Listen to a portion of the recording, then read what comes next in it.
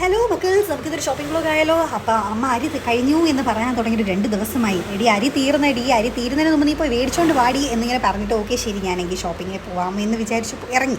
അപ്പോൾ ഈ ഒരു സൂപ്പർ മാർക്കറ്റിൽ ഞാൻ 45 മിനിറ്റാണ് സ്പെൻഡ് ചെയ്തത്. വെറും ഒരു അരി മേടിക്കാൻ വേണ്ടി വന്ന ഞാനാണ്. കണ്ടതും കാണാത്തതുമായിട്ടുള്ള കാര്യങ്ങളെല്ലാം വിലയെ നോക്കി അങ്ങോട്ടും ഇങ്ങോട്ടും തിരിച്ച് നോക്കി തന്നെ നടക്കുവാണ് ഞാൻ ചെയ്യാറുള്ളത്.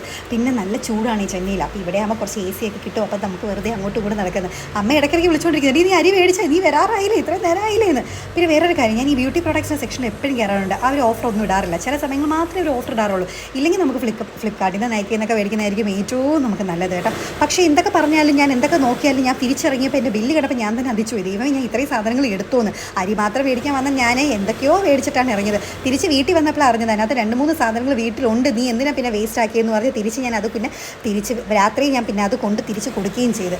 അപ്പോൾ അത്രയേ ഉള്ളൂ ഗൈസ് എൻ്റെ ഒരു ഷോപ്പിംഗ് ബ്ലോഗ്. സോ നിങ്ങളും ഇങ്ങനെയാണോ? എനിക്ക് കമൻറ്റ് ചെയ്യൂ. ബൈ.